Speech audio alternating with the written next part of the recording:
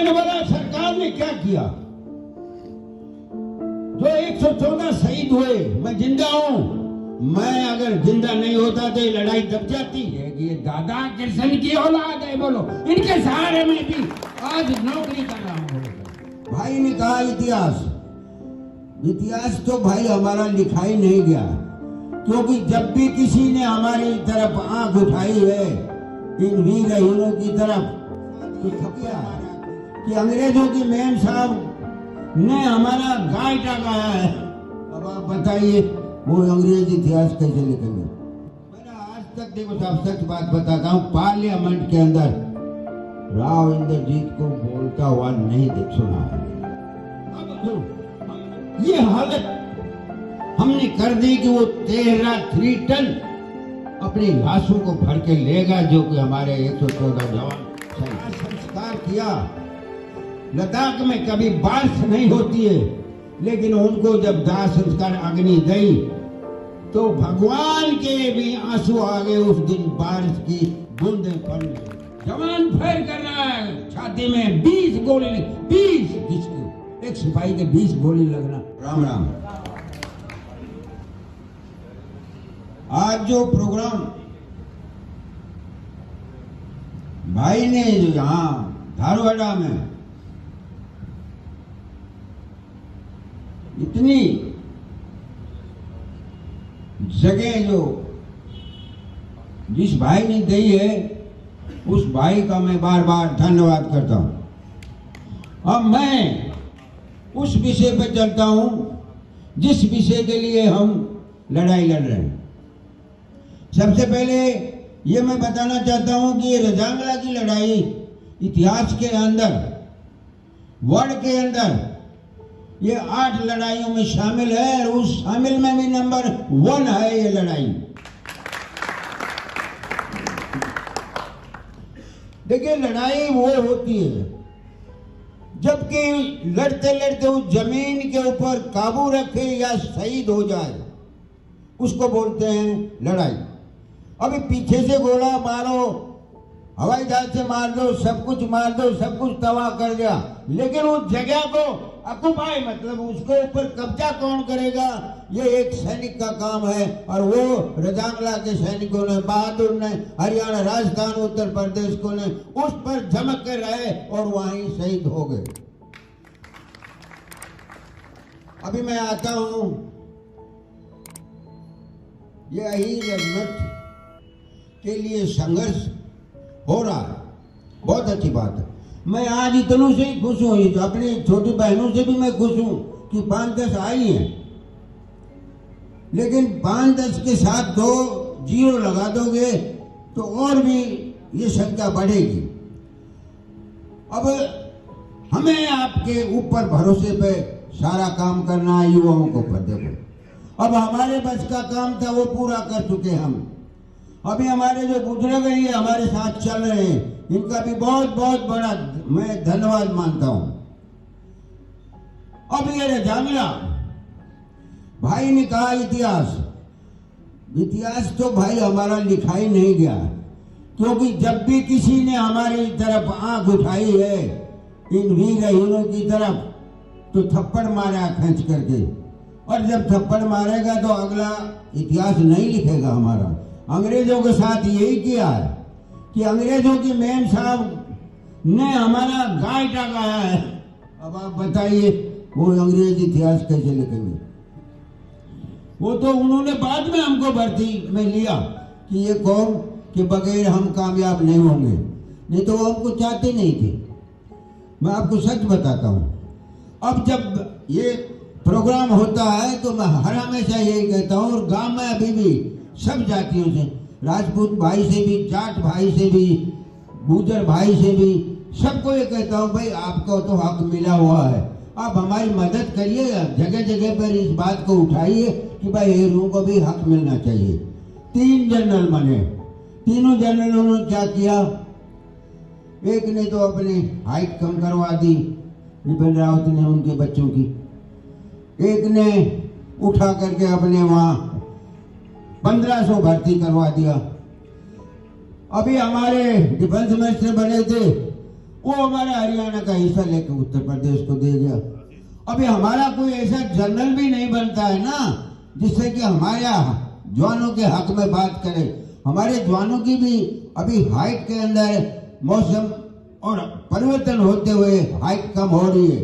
अभी आप देख लियो, हमारी बहनों की हाइट है मुश्किल से 4.5 से लेकर के और 5 फुट 3 इंच तक ही रह रही है। अब हाइट हाइट हाइट हाइट तो अभी मुश्किल हो रही है, क्योंकि पहले वाला खान पान नहीं है, मोटा खान पान नहीं है। अब मैं विषय पर आता हूँ, हमारे साथ क्या हुआ। देखिए साहब, सबसे पहले इस लड़ाई की फिल्म बनी हकीकत, और वो फिल्म का पूरा सीन रजांगला का है। और मैं पिक्चर हॉल में गया, खुशी थी कि भाई हकीकत फिल्म को देखूंगा। लेकिन जब मैं पिक्चर हॉल में पहना और जब सेना का रोल आने लगा और कंधे पे लिखा मिला जाट, अब बताइए ये न्याय हुआ सरकार का। मैं बाहर निकल गया, मैं बोला मैं जब तक जिंदा रहूंगा इस हकीकत फिल्म को नहीं देखूंगा। ये हमारे साथ बहुत बड़ा अन्याय हुआ है कि लड़ाई हमने लड़ी और कंधे पे जाट लिख दिया। जो कहानीकार था उनको भी लिखा मैंने, उन्होंने यही मेरे को कहा, आखिर में मेरे पास लेटर है कि सर हम तो सरकार के कहने से काम करते हैं। गजब की बात है सर। अब 3 परमवीर चक्र है हमारे। परमवीर चक्र बहुत बड़ा है, साहब लोगों को सबको मालूम है। लेकिन उन तीनों भी परमवीर चक्रों के अंदर अहीरों का काम है, योगदान अहीरों का। क्यों? कश्मीर के अंदर मेजर सोमनाथ को मिला, अल्फा कंपनी अहीरों की थी, उसने उसको ये सम्मान दिलाया। 62 के अंदर खुद मैं था, अहीर थी, 13 कुमाऊं थी, मेजर शैतान सिंह को यह अवार्ड दिया।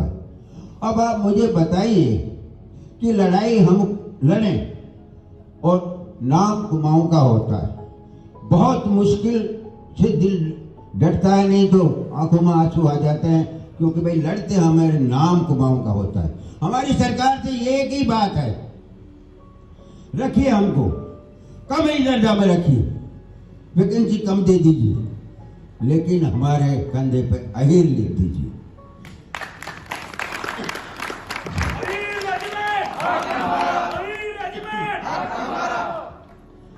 इसके बाद मेरे को एक साहब ने बोला कि नहीं साहब ये तो हो ही नहीं सकता कुछ। मैं बोला क्यों नहीं हो सकता साहब? बोलो अभी उसमें जो विधान बना उसमें नहीं है साहब, जो है जो सब मिल के रहेंगे। मैंने बड़ी बड़ी बड़ी खुशी की बात है, सब मिल के रहेंगे तो कोई बात नहीं है। मैं बोला एक बात बताता हूँ मैं आपको, सन 47 के बाद में जब हम आजाद हुआ, उसके बाद कश्मीर ना उसमें श्रीनगर के अंदर JNK राइफल खड़ी हुई। दूसरा कुमाऊं ग्रुप के अंदर नागा रेजिमेंट खड़ी हुई। उसी कुमाऊं ग्रुप के अंदर लद्दाख स्काउट खड़ी हुई।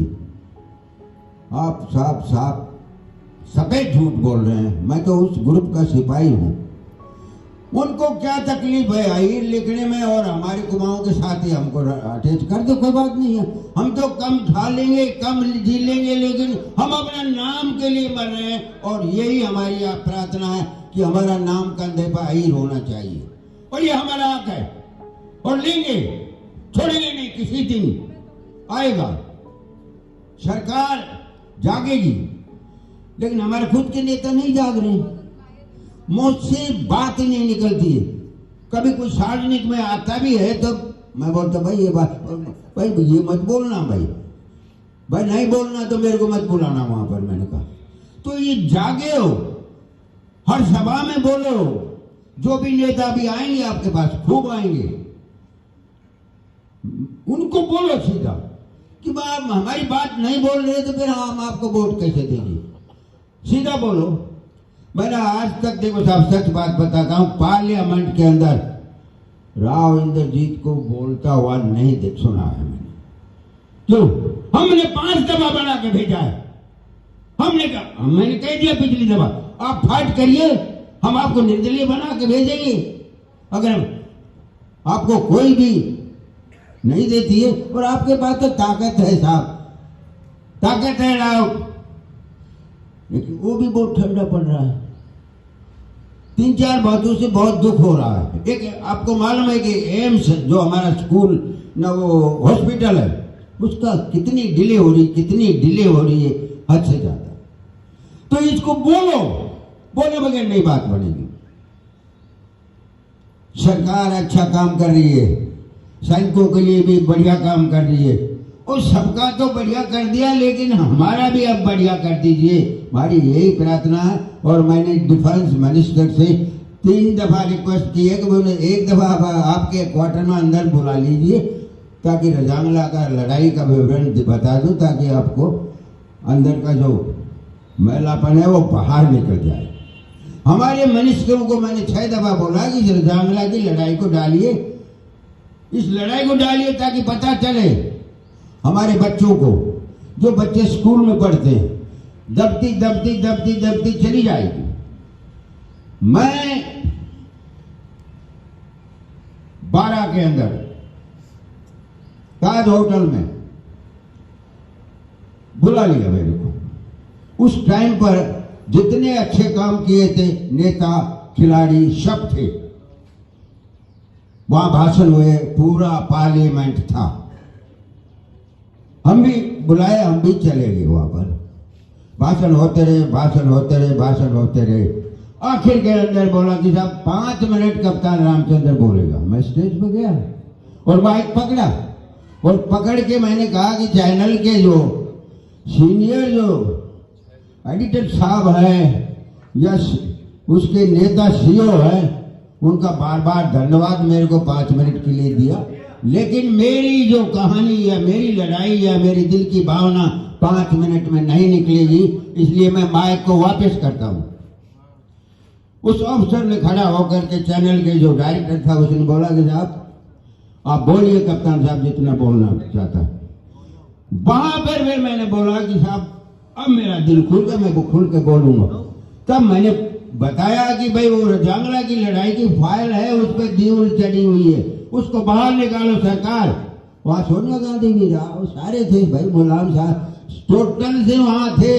असेंबली जो 3,500 का हॉल है उसमें फुल थे।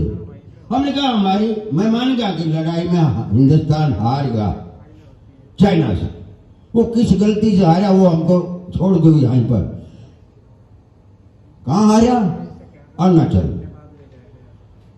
लद्दाख में हमारे से एक फाइट हुई थी, हमने उसके ऐसे घुटने तोड़ दिया कि उसने दूसरे दिन अपने आप सीज फायर कर दिया। हमने कहा भी नहीं कि भाई सीज फायर करो।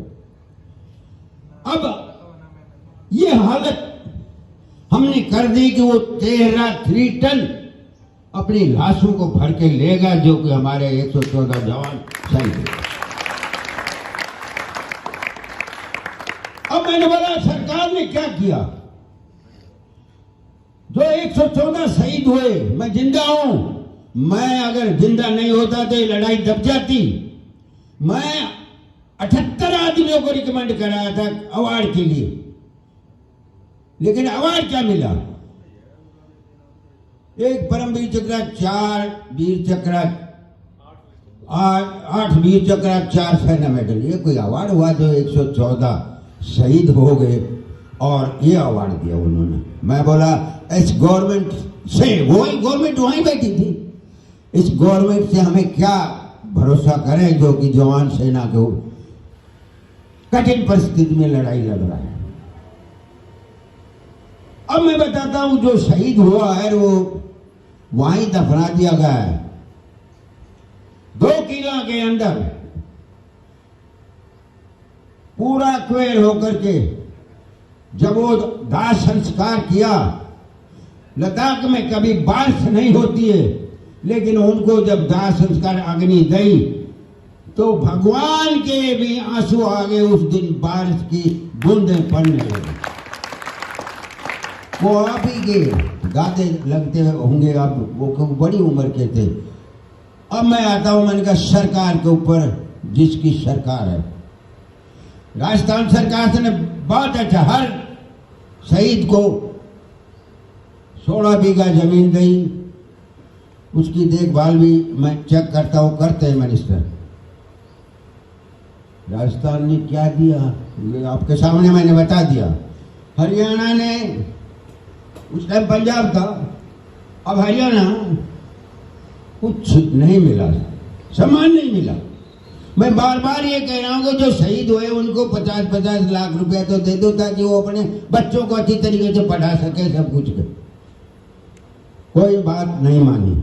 अब मुझे ये बताइए, पार्लियामेंट पूरी बैठी है, जिस बच्ची का उम्र 18 साल थी और उसकी शादी हुई थी और वो उसको ब्याह लेने के बाद ही लड़ाई में चला गया और शहीद हो गया, उस बच्ची की उम्र मेरे सामने ऐसे गड़ गई जैसे कि 10 दिन के बाद केला का बाहर से छोटका हो जाता है।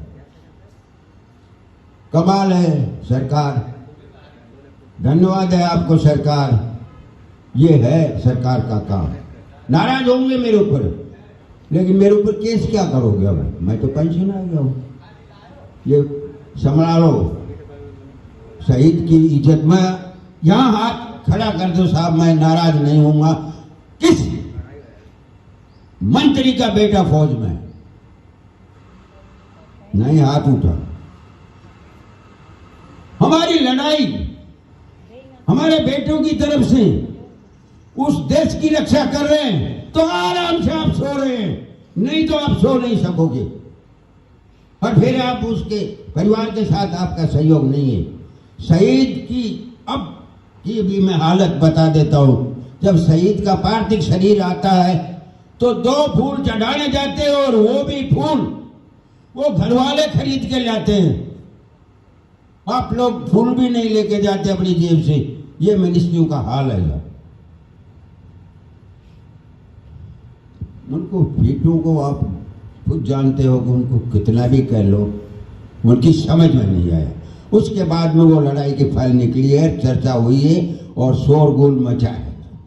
मेरे को मेरे गांव के अंदर खुद बोलते थे भगोड़ा है साहब, भगवान कसम मेरे को बोला भगोड़ा है,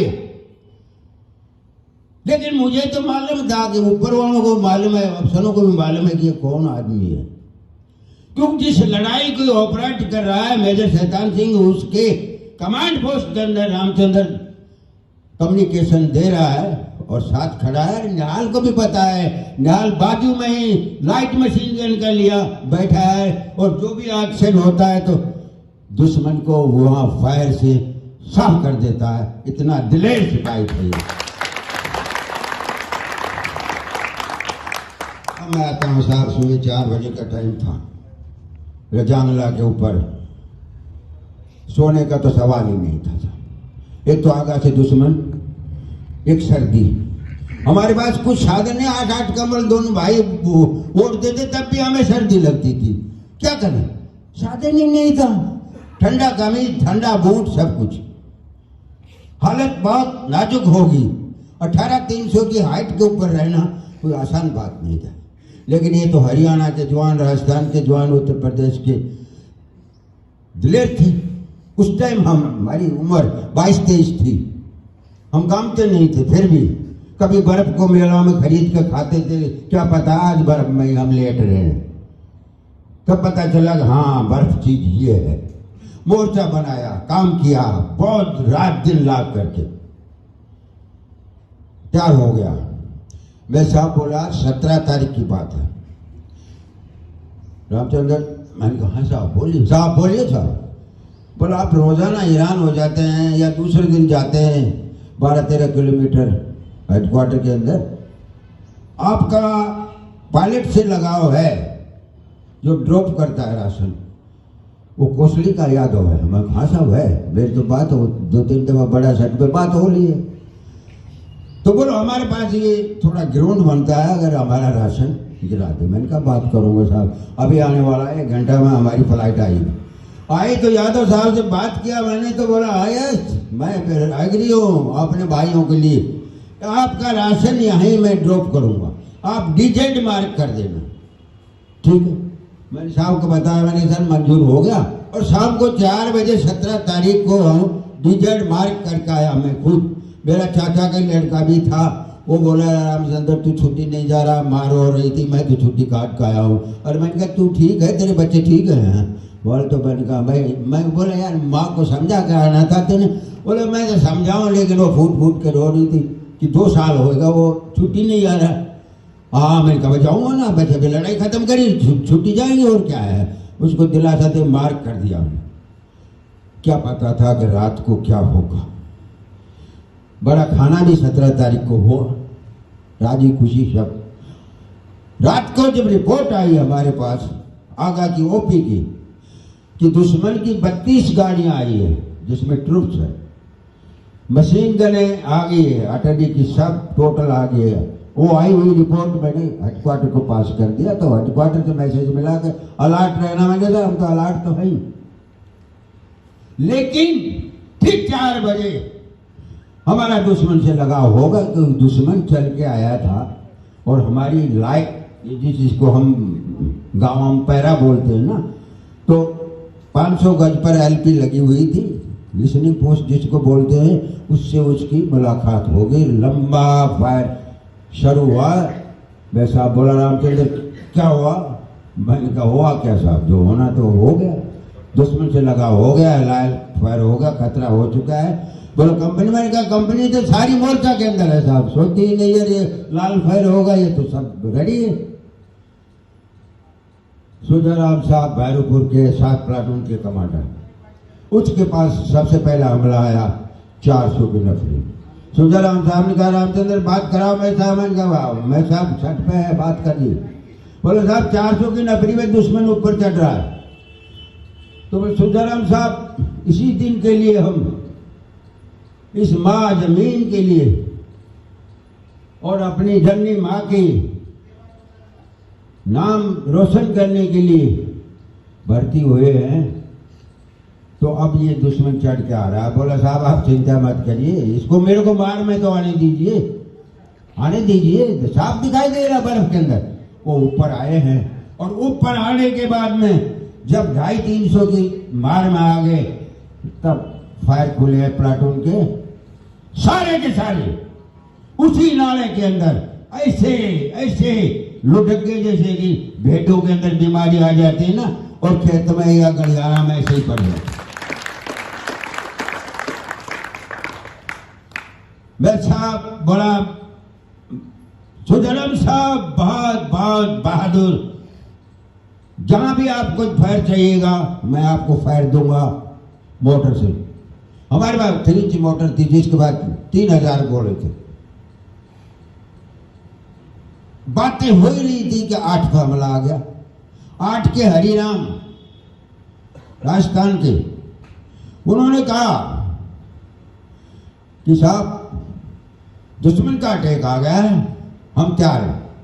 बोले भाई आप सोच समझदार हो, वैसे ही बोलता था हमेशा। अरे भाई आप सोच समझदार हो, मेरे से बड़े हो, आप उनको जवाब दे देना जैसे सुजाराम साहब ने दे दिया।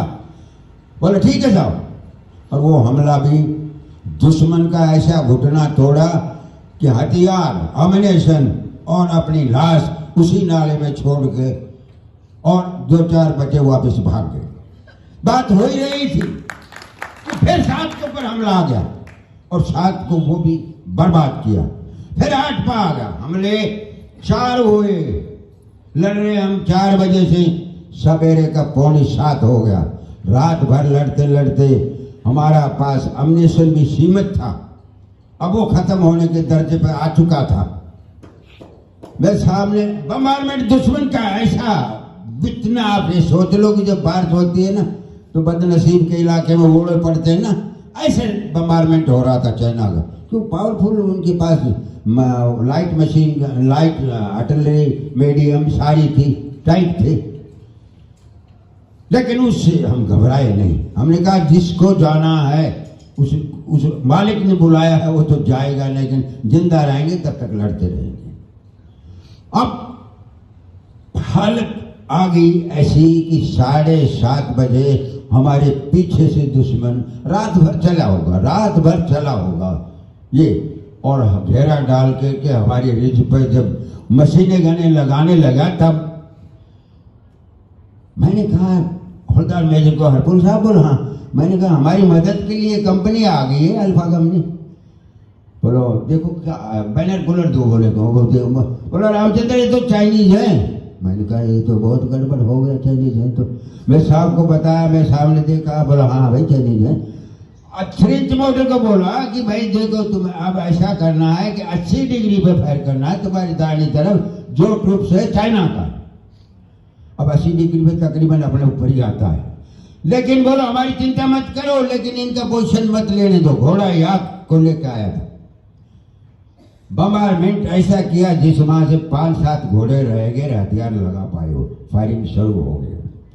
अभी हालत 7 प्लाटून की ऐसी स्थिति आ गई साहब कि जब वो हमला उस पर भी पीछे से आया था तो एमिनेशन खत्म होगा, जवान बाहर निकले और बाहर निकलने के बाद बैनेट मारे तो उनके पास ऐसा पोशाक जो बैनेट अंदर नहीं जा रहा है, तो उल्टा बैठ से बात किया, उससे भी नहीं बात पड़ी तो एक दूसरे का सिर पकड़ के चाइनीज का आपस के अंदर ऐसे मारना शुरू कर दिया। जवान हमारे तगड़े थे, हम तगड़े थे। वो सिंहराम को आज भी मेरा दिमाग जाता है वहीं पर। सिंहराम ने पकड़ा, पैर मारा, पत्थर के खींच के चाइनीज का 2 टुकड़े हो गए। आप भी आज भी उसका लिखा हुआ है मेरे पास है। उसका सम्मान किया किसने? चाइना ने। लिटाया, उल्टी रेफल, कम्बल उड़ाया, भीतर लिखा कि बेस्ट सोल्जर इंडियन।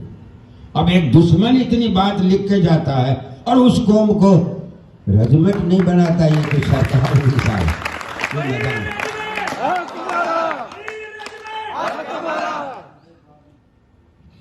अब मैं एक बात आगे बताता हूं कि जब ये हालात होगी, नॉर्मलैंड में थे, वो अपनी लाशों को ले गए, हमारी लाशें वहीं थी साहब।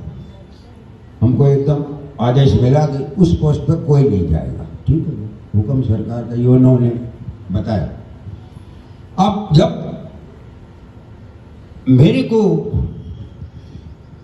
दिल्ली से मैसेज आया सीओ साहब के पास, निहाल भाई, मैं निहाल हॉस्पिटल चला गया था कि भैया आए और इस लड़ाई के बारे में बताएं, तो हम चले गए। वहाँ पर राजदूत अमेरिका के हमारे जनरल साहब, ब्रिगेडियर कर्नल, मेरे साहब 15-16 बैठे, हम भी गए, बैठ के बातचीत किया। जब मैं बताने लगा तो आखिरी उस ब्रिगेडियर साहब ने, आप तो रिटायर हो गए जनरल बन के, उस ब्रिगेडियर ने बोला रामचंद्र तुम्हारा कोर्ट मार्शल होगा। मैंने कहा क्यों होगा? बोले 1300 को कैसे मार सकती है? मैंने कहा जिसमें दम हो वो मार सकती है, वो कौम दादा किर्तन की है, मार सकती है। बोला मैं वहीं बोला, मैंने कहा मार सकती है। अगर आप मेरे साथ चलो तो मैं आपको दिखाता हूँ वहां का सीन। हम दादा किर्तन की औलाद है। मैंने कहा हम कुमाऊं नहीं है। मैंने बोला हमारे जो मेरे साहब थे, एक यादव थे, उसने बोला शांत भाई, आस्ते आस्ते। मैं बोला आस्ते का टाइम नहीं है साहब, आप लिखो, मैं 4 बातें लिखाता हूँ। मैं साहब को लेके मैं आया हूँ 1.5 किलोमीटर कंधे के ऊपर। मेरे साहब को बुस्ट लग गया था, मैं साहब बेहोश हो गया था। मैं साहब ने कहा था रामचंद्र तू चला जा, बटालियन बता दे कि कैसे लड़ी है, नहीं तो दुनिया नो कहेगी कंपनी सुत्ती कट की।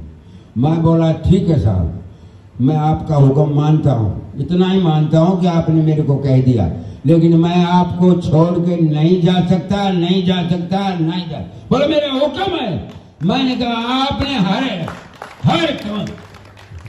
अपने भाषण में बताया कि लड़ाई के अंदर आखिर सिपाही का भी हुक्म चलता है, तो मैं सिपाही हूँ, अब मेरा हुक्म है, मैं आपको दुश्मन को नहीं दे सकता। ऊपर से निकल गया दुश्मन, ले आया मैं साहब को करीब 1.5 किलोमीटर लिटाया है एक बड़ा पत्थर के पास बर्फ पर। क्या हुआ?